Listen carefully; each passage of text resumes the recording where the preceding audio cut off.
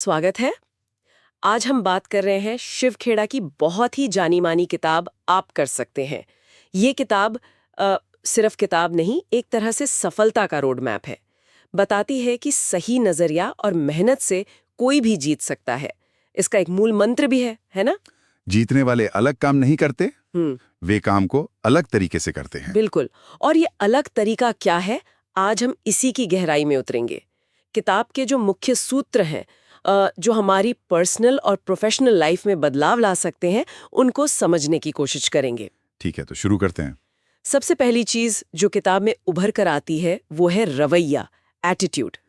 इसमें वो अफ्रीका वाले दो सेल्समैन की कहानी है, राइट? हाँ, वो कहानी बिल्कुल सटीक बैठती है यहाँ। एक सेल्समैन देखता है कि भाई यहाँ तो कोई जूते ही नहीं पहनता और निराश हो जाता है। दूसरा उसी चीज को मतलब एक बहुत बड़े अफसर की तरह देखता है कि अरे वाह, यहाँ तो जबरदस्त मार्केट है। एक ही हालात पर नजरिया एकदम अलग, और नतीजा भी बिल्कुल पलट गया। सही।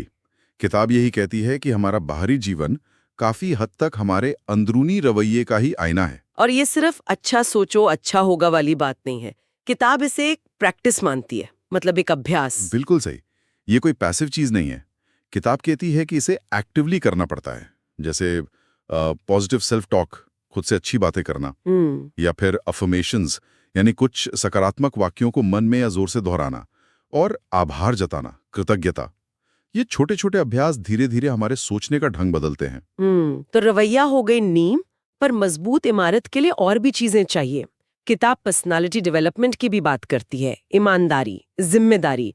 यहीं पर वो 90-10 वाला नियम भी आता है ना? हाँ, वो बहुत ही अहम नियम है लाइफ में। जो 10% चीजें होती हैं वो हमारे कंट्रोल में नहीं होती।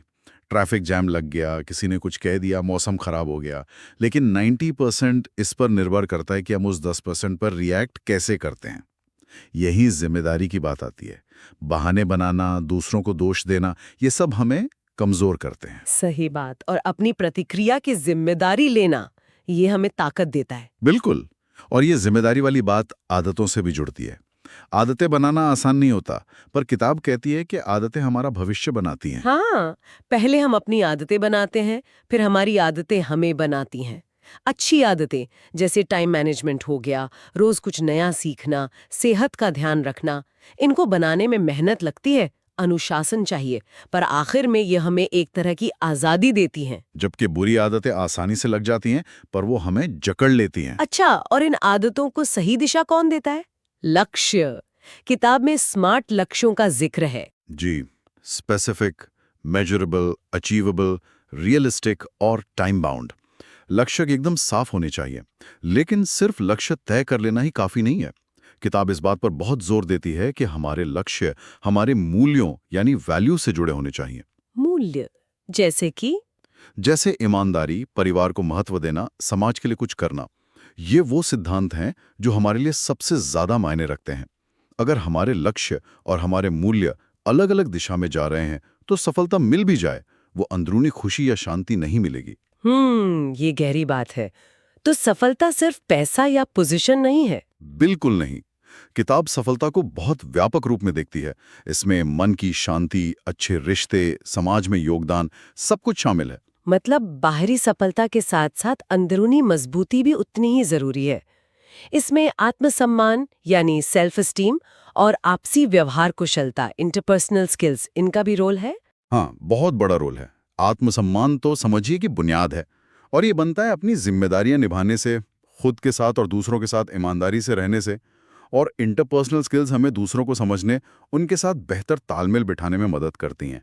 टीम वर्क के लिए ये बहुत जरूरी है। और अवचेतन मन, सबकॉन्शियस माइंड की शक्ति का भी जिक्र है। जी हाँ, खेड़ा जी बताते हैं कि हमारा अवचेतन मन हमारे विश्वासों और व्यवहारों को बहुत गहराई से कंट्रोल करता है।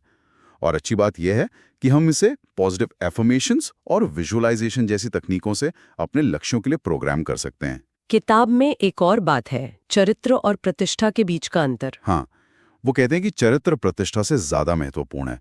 प्रतिष्ठा वो है जो लोग आपके बारे में सोचते हैं, लेकिन चरित्र वो है जो आप असल में हैं जब कोई नहीं देख रहा। तो अगर हम इस पूरी चर्चा को समेटें, तो आप कर सकते हैं से मुख्य बातें क्या निकल कर आती हैं? मेरे लिए तो सबसे बड़ी बात यही है कि आपका नजरिया आपकी उड़ान तय करता है, और दूसरा जिम्मेदारी लेना, कोई बहाना नहीं चलेगा। बिल्कुल सही कहा। और ये सब बातें सिर्फ जानने के लिए नहीं है, इनको अपनी जिंदगी में उतारना होगा, लगातार कोशिश करनी होगी। किताब दूसरों की मदद करने पर भी जोर देती है। ये एक तरह से खुद को बेहतर बनाने की एक प्रैक्टिकल गाइड है। और शायद इसीलिए किताब का जो आखिर संदेश है वो इतना पावरफुल लगता है। अगर आप सोचते हैं कि आप कर सकते हैं तो आप कर सकते हैं। सचमुच ये विश्वास ही पहला कदम है। तो ये सोचने पर मजबूर करता है। हाँ, कि आज हमने जिन अलग अलग सिद्धांतों पर बात की, उनमें से वो कौन सा एक सिद्धांत है जिसे कोई भी आज से ही, अभी से ही अपने जीवन में लागू करना शुरू कर सकता है।